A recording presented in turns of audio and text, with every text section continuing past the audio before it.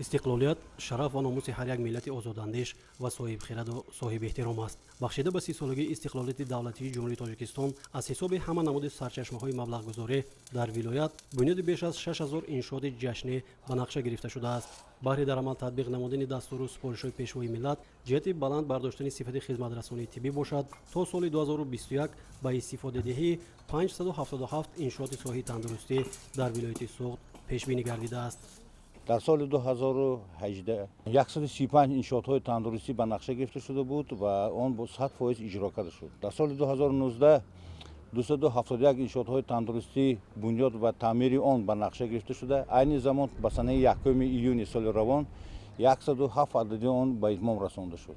عین زمان تمام کوشش و غیرت ساختمانچیان با مناسبت 30 سالگی استقلال دولتی جمهوری تاجیکستان سری وقت بنیاد و تعمیر نمودن انشاءات به نقشه گرفته است. کارها ثمراناک در این دوره دوام دارد.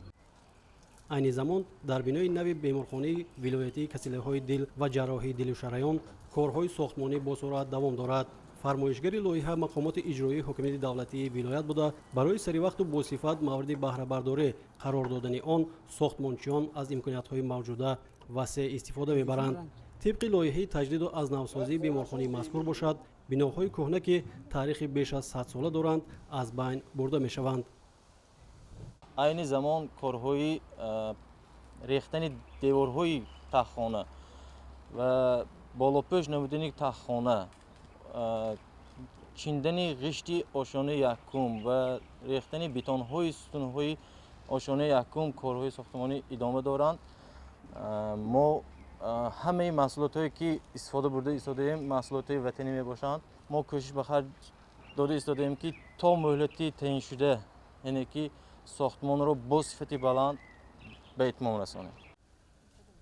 بینای نوی شعبه طبابت نوری در بیمارخانه سرطان شناسی نیز سال جاری مورد بهره برداری قرار خواهد گرفت. تا امروز در نتیجه کوشش‌های پیوسته مقامات اجرایی حکومت دولتی ولایت سوخت و ماموریت بیمارخانه ذکر شده وصل و نصب تجهیزات نوی طبابت نوری ترابالت به انجام رسانیده شده است. شعبه مذکور بعد بنیاد بینای علاوگی و با تجهیزات زمانوی جهازانیدن آن به استفاده داده خواهد شد.